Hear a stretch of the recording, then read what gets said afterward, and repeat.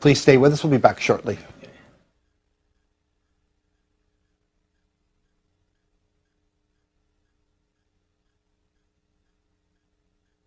Thought it should have meant, namely that the state will not interfere in religions, except, of course, to maintain public order, and will be neutral to who will be in government, who will get promoted, who will get admissions on the question of religion.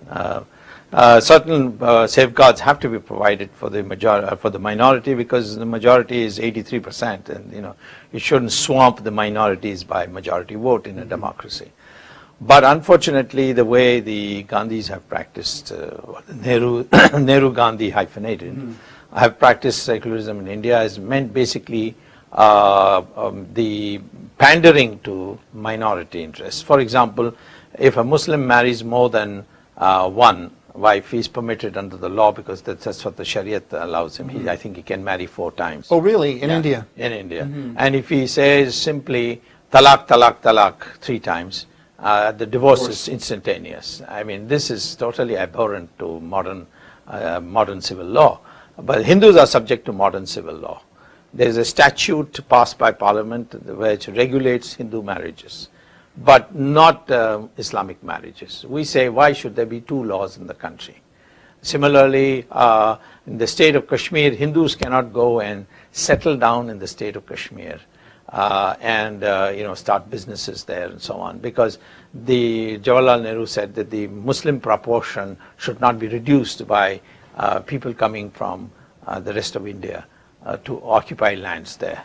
So there are a lot of discrimination against the Hindus, and therefore secularism has got to be discredited. This is interesting, because in a nation that is, well, the homeland for at least 4 faiths, I think Jainism, Hinduism, Buddhism, and Sikhism, and is a homeland to the Zoroastrians and other religions, it strikes me as the challenges are immense anyway, because it's a polyglot nation. You're in government, you've been the president of a political party since 1990. What are the challenges that face you?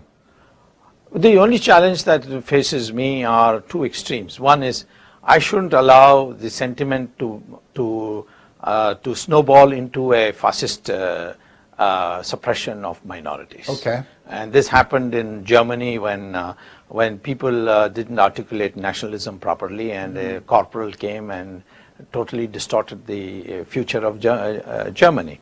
If there is a vacuum, somebody is going to fill it.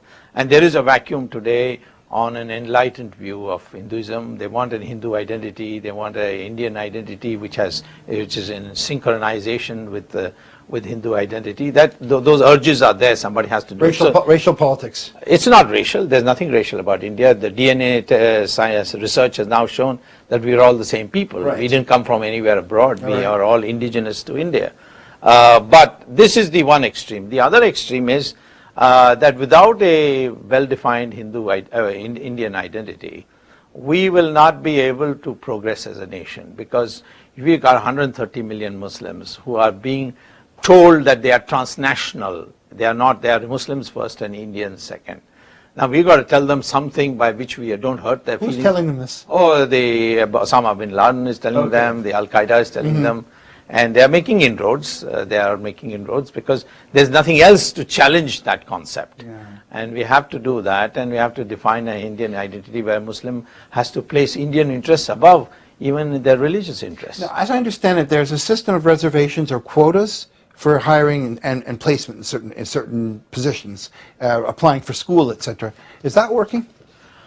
Well, as far as reservations is concerned, the part that's not working is the proposal to reserve quotas, provide quotas for Muslims and Christians, and to some extent other castes besides the ex-untouchables. As far as the ex-untouchables is concerned, there's unanimity that these people have suffered imposed disabilities. These disabilities that they have today are not something they have acquired by lack of concern for education, whatever. It's been imposed on them by the rest of society. So we have to compensate for that, and that there's no debate on that. Okay. The debate arises whether we should give it to other castes also, and Christians and Muslims, merely because they are poor. Because the poverty becomes a concept, then it should also apply for higher castes of India who are also equally poor. For instance, the Brahmins are supposed to be caste-wise itself poor. The Brahmins are amongst the poorest people in India today, even though they still enjoy high social status. Now, there's no reservation for them. So I think what is being argued is that for a successful reservation or an affirmative action program, those other castes who have not suffered any imposed disabilities, you provide them scholarships, you provide them good education, you have improve your educational system so that everybody can compete. So this form of social engineering, such as you have it now, has it worked? It has it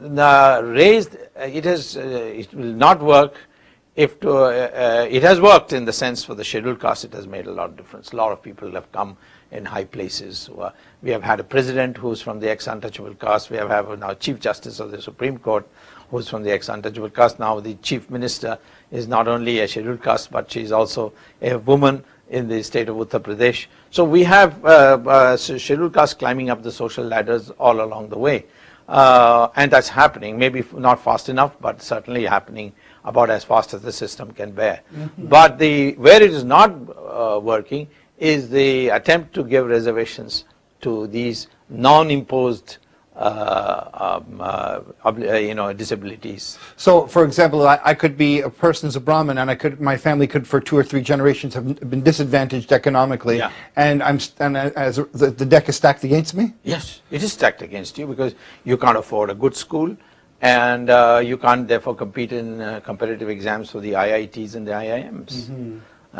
So the question is, the Brahmin says, what have I done? I mean, that I should be discriminated while the Muslims and Christians have ruled the country for 1,000 years together, sequentially, and they are to get reservations, but not me. So that's where the tension is arising. Thank you, Dr. Swami. Faith Journal continues after this break.